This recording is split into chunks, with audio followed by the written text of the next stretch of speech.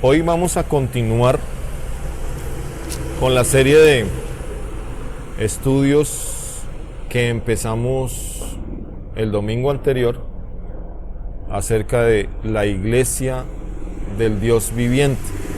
Y voy a hacer un recorderis de lo que dijimos hace 8 días para que continuemos con la pregunta: ¿qué es la iglesia? Primero, Dios desde el principio ha revelado que Él se ha propuesto que su criatura pueda tener una relación cercana con Él. Eso lo notamos en Adán, cuando Dios creó el universo, como creó al hombre. Dice la Biblia en Génesis 1 que Él hizo un huerto y puso al hombre allí. Ese huerto lo llamó el Edén. Esa palabra Edén significa delicia. Era un lugar que estaba diseñado por Dios para que el hombre pudiera estar allí y en ese lugar tener comunión con Dios, estar en la presencia de Dios. Desde el principio Dios reveló que tenía ese propósito de darse a conocer, de que el hombre estuviera cerca de Él, de que disfrutara de su presencia. 2.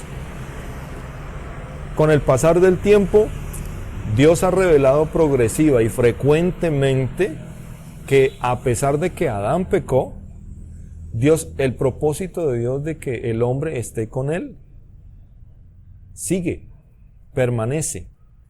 Y eso lo vimos cuando Dios llamó a Abraham en Génesis 12, cuando llamó a Isaac, el hijo de Abraham, en Génesis 26, y cuando llamó a Jacob en Génesis 28. A los 3 les hizo la misma promesa referente a la bendición de todas las familias de la tierra y les habló de la descendencia de ellos. Y vimos que en el Nuevo Testamento, en Gálatas 3:16, Pablo, cuando se refiere a lo que Dios le dijo a Abraham, dice que estaba hablándole de Cristo. Le estaba hablando de un descendiente, no de todos los seres humanos, todos los israelitas, todos los que iban a descender de Abraham, sino que le estaba hablando de uno, y ese uno era Cristo Jesús. Entonces, desde allá empezamos a ver cómo, a pesar del pecado de Adán, Dios insiste en que el hombre esté cerca de Él, en tener un pueblo, en tomar un pueblo para su gloria. 3.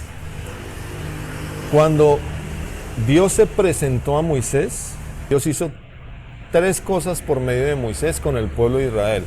1, lo sacó de Egipto. 2, al sacarlo de Egipto, lo liberó de la esclavitud. Y 3, lo llevó al desierto. Al ver la historia de Israel, es tremendo cómo es tan igual, tan parecido a lo que Dios ha hecho con la iglesia. Dios a la iglesia la ha sacado de Egipto, la saca del mundo. 2, lo libera de esclavitud. Y 3, hace que este mundo se convierta como en un desierto. No le ofrece nada al que el Señor libera. Eso Dios lo hace con el creyente, con el que Él rescata y, por supuesto, con la iglesia, como pueblo. La misma forma de proceder de Dios con Israel al enviar a Moisés, Dios lo hizo por medio de Cristo con la iglesia. Y en ese sentido, Moisés es una representación de Cristo cuando vino a libertar, a redimir. Por eso Moisés se le llama como el libertador de Egipto. Y para nosotros ese Moisés es Jesucristo. El verdadero Moisés es Jesucristo. El verdadero libertador es Jesucristo. Él es nuestro redentor. Él es el que nos saca de la esclavitud del enemigo, nos lleva al desierto, nos lleva a depender única y exclusivamente de Él, a buscarle a Él. Y ese es el sentido de ser rescatados de este mundo. 4. Cuando Dios saca a Israel y lo lleva al desierto, si ustedes recuerdan, Dios se presenta al pueblo en el monte Sinaí. Ese monte, dice, se llenó de oscuridad, había relámpagos, había truenos, temblaba, salía humo de ese monte, y era porque Dios había venido a ese monte, llamó a Moisés y le dijo: dile al pueblo que no se acerque. Y cuando estuvo Moisés 40 días en la presencia de Dios, Dios le dio la ley, pero también hizo una cosa, le dio un diseño, el diseño de un santuario. Y en Éxodo 25:8, Dios le dijo a Moisés, ustedes van a hacer un santuario para mí, un lugar donde yo voy a estar en medio de ustedes. Y ese santuario lo llamó tabernáculo de reunión. Y ese tabernáculo de reunión no es otra cosa que una tienda para vivir, una tienda para morar, un lugar donde Dios iba a poder estar. Pero Dios le enfatizó muy claramente a Moisés, lo harás de acuerdo al modelo que yo te mostraré. Tal como yo te lo muestro, tú lo vas a hacer. Por eso, Éxodo, los dos últimos capítulos, 39 y 40, se lee aproximadamente 14 veces la expresión tal como Jehová lo había mandado. Así lo hizo Moisés, así lo hizo el pueblo. Y el resultado de eso fue que en el capítulo 40 dice, la gloria de Dios bajó, llenó el tabernáculo, hizo presencia. Dios dice de tal manera que nadie podía entrar al tabernáculo porque Dios bajó. ¿Por qué bajó? ¿Por qué se hizo presente? ¿Por qué se hizo visible al pueblo? Porque el pueblo había hecho exactamente el tabernáculo tal como Dios lo había dicho. El diseño, los colores, la forma, todo lo que Dios le dijo a Moisés, el pueblo lo hizo. Y en Moisés y en Aarón, el hermano de Moisés, se ve reflejado al Señor. Moisés como el que liberó al pueblo y como el que guiaba al pueblo en medio del desierto, porque Moisés hablaba con Dios cara a cara, escuchaba la voz de Dios y le mostraba al pueblo. Asimismo, Aarón tenía la responsabilidad de mediar entre Dios y el pueblo, y por eso Aarón tenía que cada año entrar con un sacrificio a la presencia de Dios para que el pueblo pudiera ser perdonado, los pecados del pueblo cubiertos. Y Aarón es la representación del Señor como el sumo sacerdote en el cielo. En este momento, la Biblia dice en Hebreos 13, versículo 20, específicamente esa expresión del Señor Jesucristo. Fíjese bien cómo dice que Jesucristo es el gran pastor de las ovejas. El mismo Señor en Juan 10 se autoproclama Él, con todo el derecho, como el buen pastor. Yo soy el buen pastor. Y el buen pastor su vida da por las ovejas. A diferencia de Moisés, que Moisés guiaba al pueblo en medio del desierto, el Señor es el buen pastor, el que se sacrificó por sus ovejas para bendecir sus ovejas. Ahora, el Señor también, aquí mismo en Hebreos capítulo 7, 24 y 25, dice, mas hablando de Jesucristo, por cuanto permanece para siempre, dice, tiene un sacerdocio inmutable, por lo cual puede también salvar perpetuamente a los que por él se acercan a Dios. Esta expresión final, viviendo siempre, ¿para qué? Interceder por ellos. Entonces notemos cómo en cuanto a Israel, Moisés era el que guiaba al pueblo, Aarón era el que intercedía por el pueblo. Hoy para la iglesia, el Señor es las dos cosas, el pastor que guía a su pueblo y el que en este momento está en el cielo, aunque no lo veamos, intercediendo. Y eso mismo lo dice en Romanos 8 Pablo, donde dice que Cristo es el que resucitó, más aún el que está sentado a la diestra de Dios, el que intercede por nosotros. Entonces, aunque nosotros no somos conscientes, el Señor está delante de la presencia del Padre, intercediendo a nuestro favor, diciendo, Padre, ayuda a Juan Carlos, no lo dejes, ten misericordia, ayuda a Wilber, ayuda a Sandra. por una razón, porque Él derramó su sangre, porque nosotros le pertenecemos y porque eso le glorifica. Muchas veces nosotros no tenemos deseos de agradarle, de seguirle, de buscarle, pero aún así Él está siempre allá arriba viéndonos y sustentándonos y guardándonos y guiándonos para que no nos desviemos y para que siempre le busquemos. Y miren cómo desde el principio con el pueblo de Israel se empezaba a ver el propósito de Dios.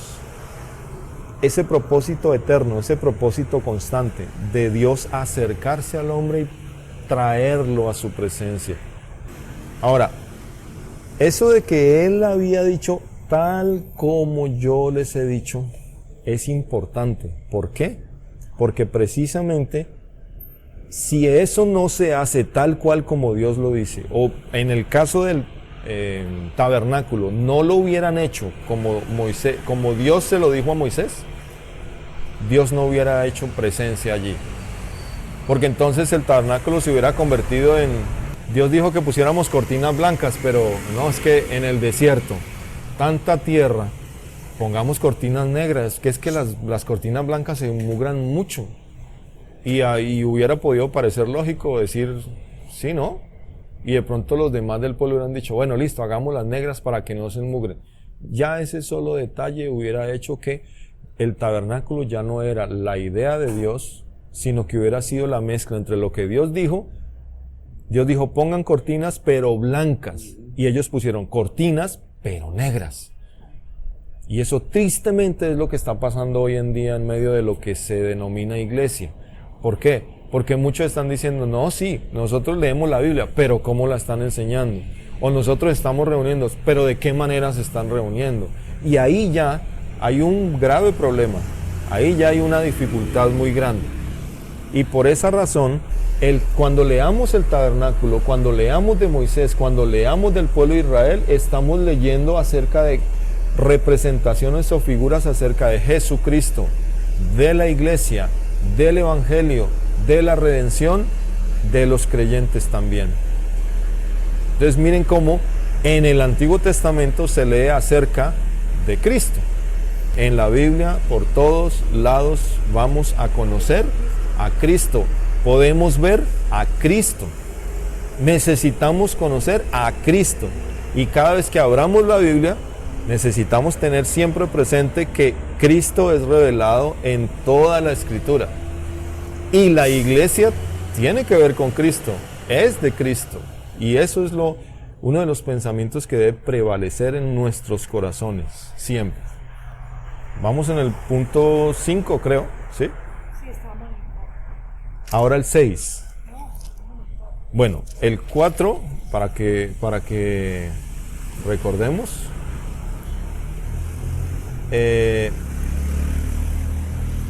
Voy a leer aquí. En el 4 dijimos que Dios pidió que se hiciera un santuario. Y en ese santuario, y a través de Moisés y Aarón, se ve reflejado cómo el Señor es el pastor y el sumo sacerdote. En el 5, en el punto 5, leemos que Dios dijo, tal como yo les dije. Y eso garantiza la presencia de Dios. Y eso también es una similitud con el creyente. Cuando Dios obra a su manera, la salvación es únicamente la idea de Dios, a la manera de Dios, y por eso Dios se hace presente en el que Él rescata por medio de su Espíritu. En el punto 6, Dios es el Dios viviente, y estableció que así como con Israel, todo tenía que ser tal como Él lo ha dicho, para la iglesia es exactamente igual. Entonces, Dios estableció para la iglesia que se hagan las cosas exactamente igual como Él las ha dicho en su palabra. No es dejado a la idea del hombre, como el hombre le parezca, es que nosotros creemos que no. Y eso se ve muy claro en muchas partes de la Biblia, pero hay una expresión en Mateo 16, 18, cuando Pedro responde a la pregunta del Señor. El Señor les pregunta a los discípulos: ¿ustedes quiénes dicen que soy yo? Entonces Pedro, a nombre de sus compañeros, responde: tú eres el Cristo, el Hijo del Dios viviente. El Señor le dice: eso no te lo reveló carne ni sangre, sino mi Padre que está en los cielos. Por eso tú eres bienaventurado. E inmediatamente después el Señor les dice: yo también te digo a ti que tú eres Pedro, y sobre esta roca edificaré, especialmente esta expresión, mi iglesia. Entonces, notemos esto: la iglesia es del Señor, Él es el dueño, y como Él es el dueño de la iglesia, Él es el único que tiene la autoridad de decir cómo se hace, cuándo se hace, por qué se hace, establecer el orden en la iglesia. Entonces, en esto que estamos viendo, que la iglesia no es la idea del hombre. La iglesia es donde Dios quiere manifestar sus atributos, sus perfecciones, donde Él quiere que su nombre sea glorificado. Eso es algo que tiene que estar muy claro. No es por el hombre, no es para el hombre, no es del hombre. Es de Dios, empezó en el corazón de Dios, es un propósito eterno. Él la diseñó, Él sabe cómo funciona, cuál es el orden que debe tener, y es para que Él sea glorificado. No se trata de que no, Dios me dio la iglesia para que yo tenga nuevos amigos, para que yo tenga una familia, para que yo no me sienta solo. Esos son resultados, esos son beneficios, esas son bendiciones inmerecidas que Dios me da. Pero no es el propósito por el cual Dios estableció la iglesia, que no es otra cosa que el pueblo de Dios en la tierra. Los embajadores de Cristo en la tierra, la representación de la gloria y la voluntad de Dios en la tierra, y eso hace que tengamos una responsabilidad muy grande delante de Dios. La iglesia es algo que tiene que ver con Dios y solo con Él. Por eso solo Él sabe qué se debe hacer en ella, lo que es mejor para ella, cuál es el orden, los principios que Él ha establecido y dejado escritos en el Nuevo Testamento. Todo el Nuevo Testamento, y eso es algo que también debemos tener en cuenta, en el Nuevo Testamento está la doctrina, la enseñanza para la iglesia. En el Antiguo Testamento hay principios que podemos ver de quién es Dios, de cómo quiere Dios, de qué es lo que le agrada a Dios, pero en el Nuevo Testamento está los lineamientos, la dirección, la enseñanza para la iglesia, para ese pueblo celestial. Y por eso, en la iglesia, como leímos también en Efesios 3, Dios quiere manifestar su infinita sabiduría. En Efesios 3 dice que la multiforme sabiduría de Dios sea dada a conocer a los principados y potestades en los lugares celestiales por medio de la iglesia. Entonces Dios tiene una iglesia donde Él quiere que haya un orden, como Él lo dijo, para que en el cielo los ángeles y los principados y los poderes que hay en el cielo puedan ver a la tierra y decir: aquí se manifiesta la sabiduría de Dios. Y ellos alaben a Dios por su sabiduría, por cómo Dios ha escogido seres que no merecen su gracia y los ha puesto juntos y los ha hecho un solo pueblo, un solo cuerpo, y en ellos se manifiesta el pensamiento, el orden, la autoridad y la gloria de Dios. Es una responsabilidad muy grande. Por eso la iglesia no es un negocio, la iglesia no es algo que se le ocurrió a alguien y bueno, pues hagámosle. No, es el propósito de Dios, es el pensamiento de Dios, es el plan de Dios. Por esa razón,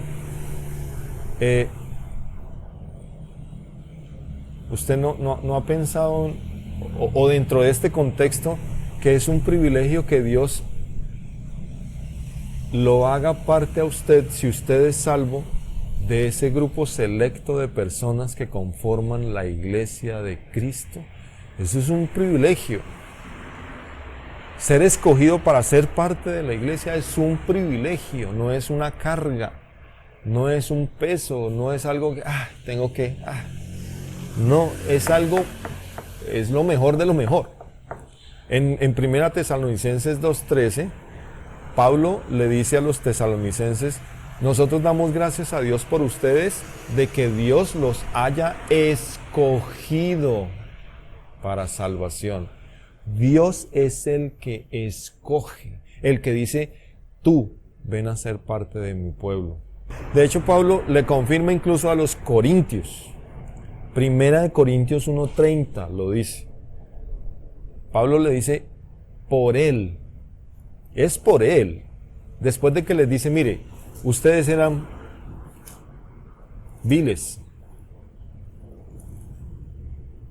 pobres, menospreciados, lo que no es, lo que nadie le importa, lo que nadie le interesa en el mundo. A ustedes, viles, menospreciados, Dios los escogió, Dios los llamó. Y en 1 Corintios 1:30 les dice: por Él, por Dios, gracias a que Él quiso, ustedes están en Cristo Jesús. Y Cristo Jesús nos ha sido hecho sabiduría, justificación, santificación y redención. Eso es todo lo que necesitamos entender. Cristo es el todo para nosotros. Gracias a Cristo somos parte de la iglesia. Gracias a Cristo podemos andar en este mundo conforme Dios quiera. Y por la gracia de Dios podemos conocerle a Él a través de Jesucristo. Y esto es algo importante, ojo. Así como sucede con la salvación, que Dios escoge al que quiere y solo Él sabe cómo es que obra, solo Él sabe cómo es que produce la vida en alguien, así como en el nacimiento humano. Nosotros no sabemos cómo ocurre ese milagro de la vida, cómo es que un ser humano se desarrolla en el vientre de una mujer. Dios lo ve, Dios lo conoce, Dios es el que sabe exactamente y le ha permitido conocer al hombre cómo hace, cómo crece, cómo se desarrolla, pero cómo se produce, solo Dios tiene el poder de producir esa vida. Espiritualmente es lo mismo, y en cuanto a la iglesia es exactamente igual, igualito, porque así como rescata y junta a algunos, asimismo solo Dios sabe cómo es que debe ser las cosas en la iglesia, y eso solamente fue posible cuando Cristo vino a la tierra a hacerse hombre. Por eso Pablo dice en 1 Timoteo 3:16: indiscutiblemente grande es el misterio de la piedad. Dios fue manifestado en carne, justificado en el Espíritu, visto de los ángeles, predicado a los gentiles, creído en el mundo, recibido arriba en gloria. Él estaba en la eternidad, se hizo un hombre, murió, ahora está arriba y dice: en gloria, con todo poder, con toda majestad. Él es el Señor de señores. La iglesia entonces es un misterio revelado en Cristo, misterio de Dios en Cristo. Y por ser un misterio, nosotros debemos entender que para poder conocer ese misterio y para poder saber en qué consiste ese misterio, necesitamos revelación, más revelación, más revelación. ¿Y cómo es posible eso? 1 Corintios capítulo 2, versículos 9 al 12. Ahora bien, antes bien, como está escrito, eso es algo que es importante.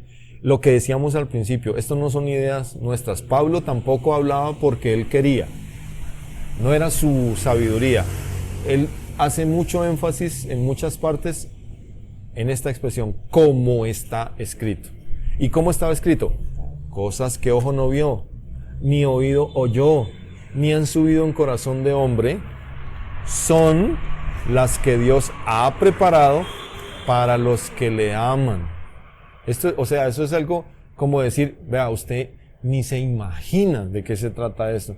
Esto es algo que jamás usted ha podido entenderlo. Y sigue diciendo: pero Dios ¿Qué hizo? Nos las reveló a nosotros, ¿cómo? Por el Espíritu. Espíritu con E mayúscula, es decir, el Espíritu Santo. ¿Por qué? Porque el Espíritu todo lo escudriña, aún, mire, lo profundo de Dios. Y entonces hace una analogía, una comparación, porque ¿quién de los hombres sabe las cosas del hombre sino el espíritu del hombre que está en él? ¿Quién sabe lo que usted está pensando sino usted mismo? Nadie más. Yo no puedo saber eso. Y por eso dice, así tampoco, nadie conoció las cosas de Dios sino ¿quién? El Espíritu de Dios. Pero el Espíritu de Dios ahora ¿dónde está?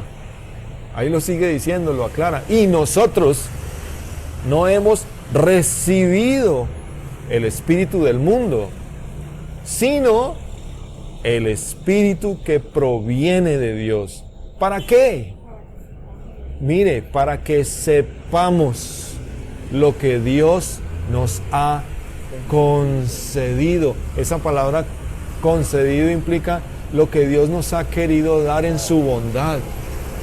Y lo que Dios da, esto es algo que hay que entender, lo que Dios da no es cualquier cosa, es algo glorioso, es algo grande, es algo inmenso, es un privilegio, pero de esos que no alcanzamos a medir, es decir, todo lo que tiene que ver con la iglesia, con su voluntad, con la gloria de Dios, es inmensurable, no se puede medir, insondable, no se puede conocer a profundidad. Y solamente el Espíritu de Dios puede revelarnos cada vez más y más y más y más esa cosa tan grande. ¿Y sabe por qué? ¿Por qué nosotros tendemos como a minimizar las cosas de Dios? Porque las cosas de Dios, uno, no pertenecen a este mundo. Dos, no son visibles. Y tres, nosotros tendemos, como Tomás, el discípulo, después de que el Señor resucitó, él dijo, les contaron los discípulos, el Señor resucitó. Y él dijo, hasta que yo no metiere mi dedo en las llagas, yo no voy a creer. Hasta que yo no vea con mis propios ojos al Señor resucitado, no voy a creer. Eso somos nosotros. Nosotros somos así. Pero Dios en su gracia, el Señor en su gracia se le presentó 8 días después y le dijo, mírame, mete tu dedo. Tomás tuvo el privilegio de poner su dedo en las heridas del Señor y cuando hizo eso dijo, Señor mío y Dios mío. Y el Señor le dijo, porque me viste, Tomás, creíste. Bienaventurados. O sea, mucho más bendecidos, mucho más felices, mucho más gozosos los que no vieron y creyeron. Así que nosotros cuando hablamos de la iglesia estamos frente a algo tan grande, es un privilegio tan grande que en la medida en que es ese privilegio de grande, asimismo es la responsabilidad. Y por esa razón, esto no se puede tratar con ligereza. Uno, debe haber mucho cuidado, debe haber mucho temor. Debemos evitar, es que yo creo que, es que a mí me parece que, es que yo no estoy de acuerdo con, no, pero es que, no hay que ser tan exagerados, es que, porque ahí podemos estar enfrentándonos a lo que Dios está diciendo versus lo que a mí me parece y terminar diciendo, no, ¿sabe qué? Yo no estoy de acuerdo. Entonces es peligroso porque puedo estar diciéndole, ¿sabes qué? Sí, tú dices eso, pero a mí me parece que es mejor de esta manera. Entonces yo soy más sabio que tú, yo sé más que tú. Entonces yo me estoy poniendo por encima de ti. Y eso es un insulto directo a la autoridad y a la soberanía de Dios. Porque la iglesia no es dejada al amaño, a la idea y al propósito del hombre. Dios nos llama, Dios nos junta, pero Dios nos suelta el control. Y Él dice, ustedes ahora que están aquí juntos, vengan a mí y yo les voy a decir cómo es. Yo. Teniendo en cuenta y teniendo en mente esto, entonces ahora sí, ¿qué es la iglesia tal como la Biblia lo muestra? Para enfocarnos bien en lo que es la iglesia, yo creo que es bueno que pensemos en lo que no es la iglesia. La iglesia no es un edificio físico, material. Y dos, la iglesia no es una organización. Por eso, cuando usted escuche, como muy popularmente se escucha, este domingo yo voy a ir a la iglesia. Eso está mal dicho, es un concepto errado. O que, disculpe, ¿usted en qué iglesia se reúne? No. O, venga, lo invito el domingo a la iglesia. Tampoco.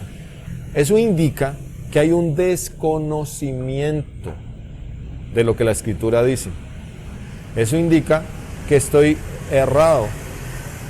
Y eso abre la puerta a otros errores. Aquí en Cali, por ejemplo, está la presbiteriana, está la pentecostal, está la evangélica, está la adventista, está una cantidad de cosas. Y hoy en día se escucha mucho la iglesia reformada.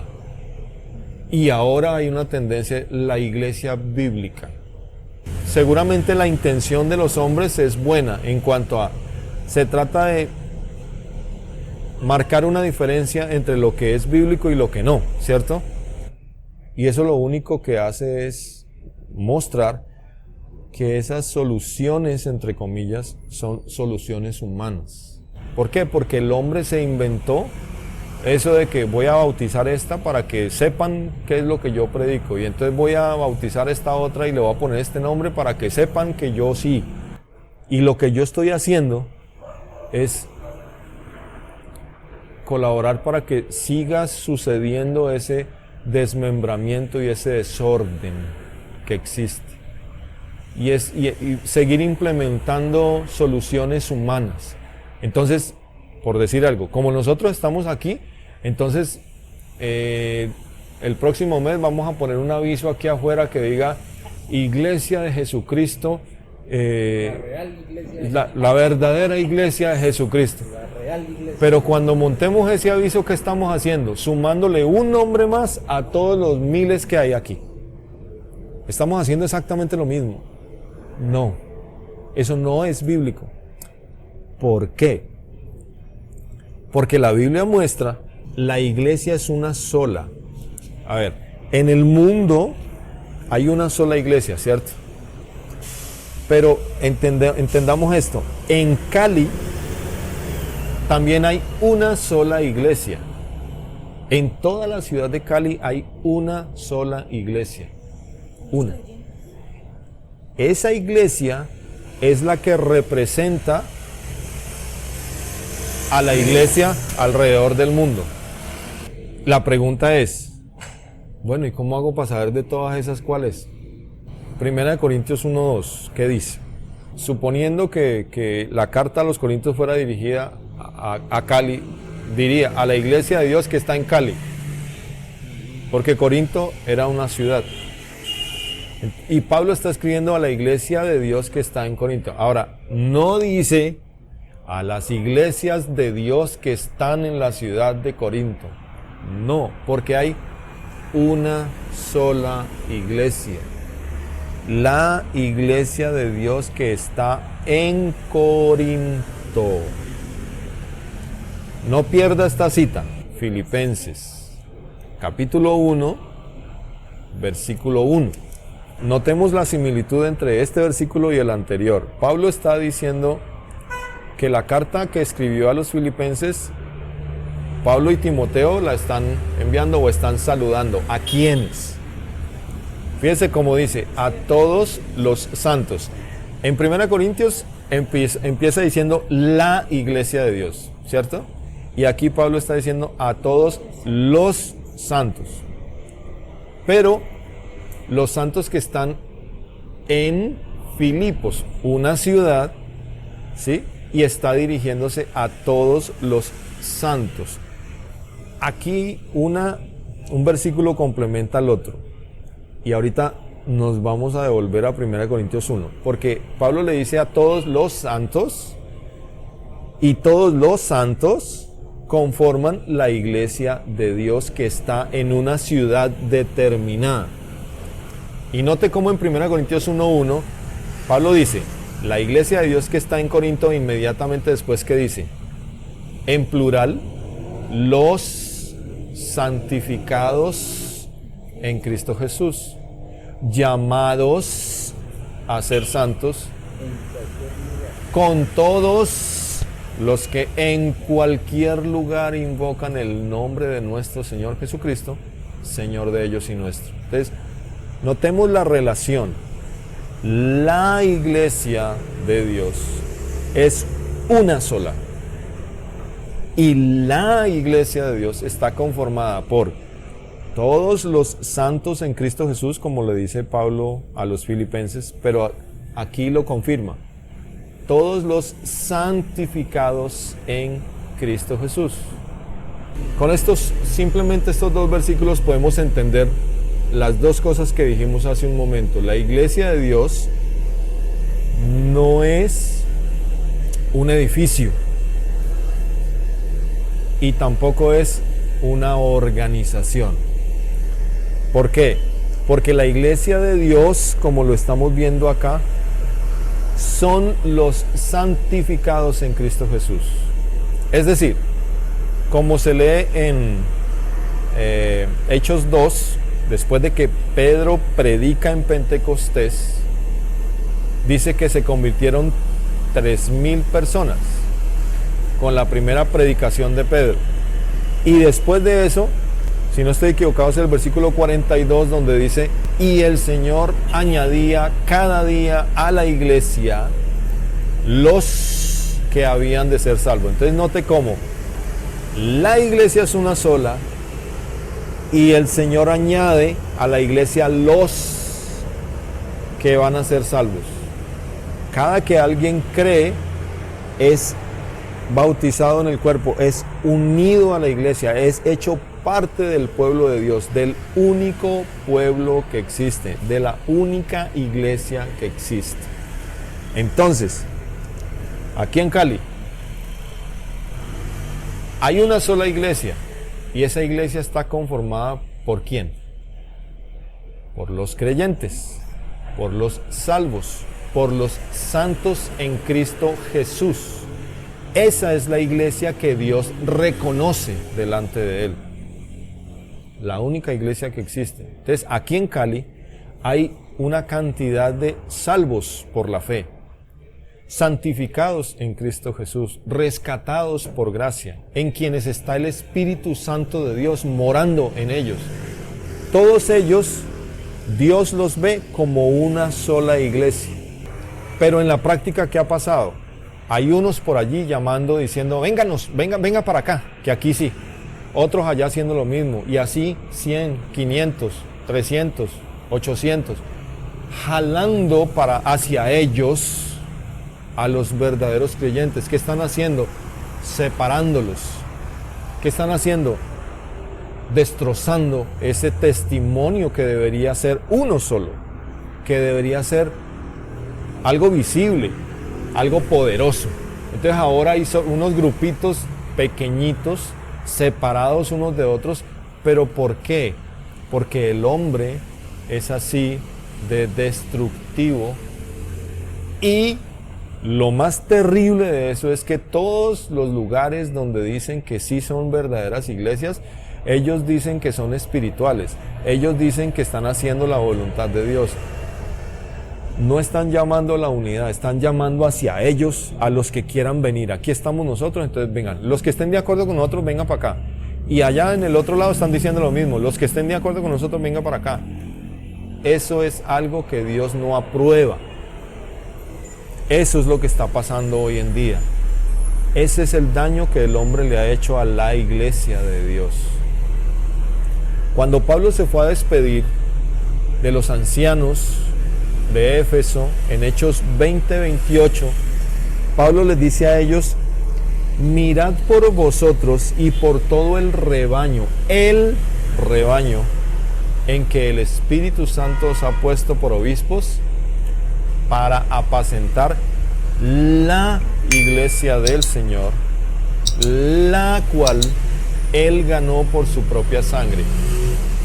Este es otro versículo que muestra la universalidad de la iglesia y la única iglesia que Dios reconoce, que es la que Dios, por medio de Cristo, rescata, conforma por medio de Cristo. Es decir, Cristo murió en la cruz, Cristo derramó su sangre, Cristo es el Señor, Cristo es la cabeza de su iglesia, Cristo es el centro de su iglesia. Y todos los que Dios rescata deben, pueden y tienen el privilegio de venir a Cristo, de buscar a Cristo, de glorificar a Cristo, de servir a Cristo, de seguir a Cristo, de conocer a Cristo y por medio de Cristo conocer al Dios viviente. Y el Señor dijo en un evangelio: el que no es conmigo, contra mí es, y el que conmigo no recoge, desparrama. Entonces note cómo, si uno mira nomás en la ciudad de Cali, están todos desparramados. Y por eso usted va y habla con uno que dice que es creyente y dice: no, es que yo me estoy congregando en la iglesia tal. Y es que allí sí me siento lo más de bien, es que ahí es lo más de agradable. En cambio allí no, porque es que allá...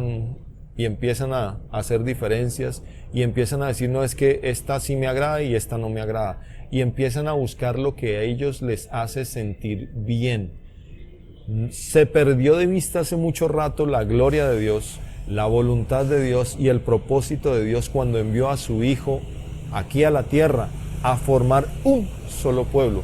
Mire, cuando usted lee las 7 cartas de Apocalipsis, siempre se lee a la iglesia en Éfeso, en Esmirna, en Pérgamo, en Tiatira, la iglesia. Una iglesia en cada lugar geográfico. ¿Qué es lo que el Señor quiere? Juntar a los suyos alrededor de Él. La iglesia no necesita nombres. La iglesia no necesita personerías jurídicas. La iglesia no le pertenece a este mundo. La iglesia no se organiza alrededor del sistema del mundo. Para ser iglesia, primero necesito ser salvo, tener el Espíritu Santo, haber sido escogido para salvación, que Cristo sea mi Señor, que Dios me haya dado el Espíritu Santo, que yo haya nacido de nuevo y por ende yo soy iglesia del Señor. Yo soy parte de la iglesia del Señor. Si yo soy un hijo de Dios, a quien Dios engendró por medio del Espíritu Santo, le dio nueva vida y ahora vivo para la gloria de Dios, yo soy parte de la iglesia del Señor. Y como parte de la iglesia o como miembro del cuerpo de Cristo, ¿qué necesito? Buscar la comunión con otros iguales que yo. Y ahí es donde hoy en día, que hay tantas ofertas, se ponen énfasis en lo que hacen los hombres.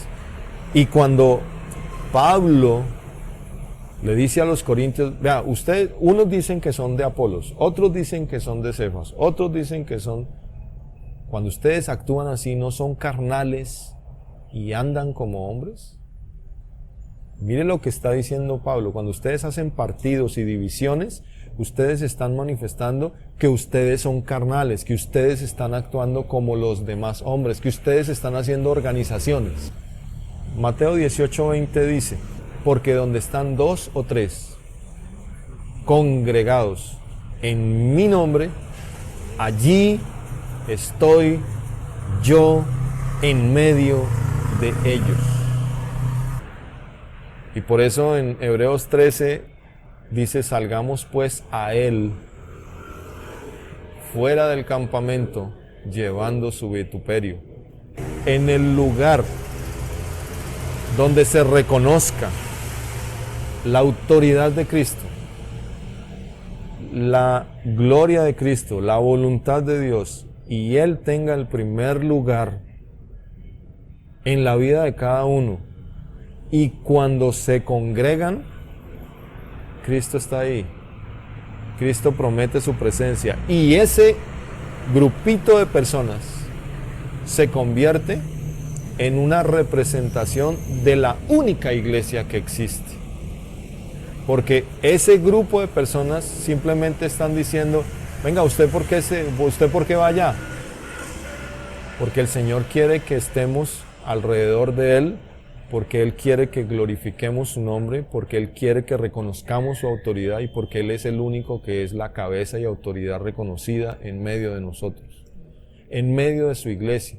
Y nosotros lo único que hacemos es dar un testimonio de lo que Dios quiere, de la autoridad que Dios tiene y de que la única autoridad reconocida debe ser Él, Cristo como la cabeza y todos los demás sujetos a su autoridad. Es un Dios y Padre, un Espíritu y un Señor que es sobre todos y por todos y en todos.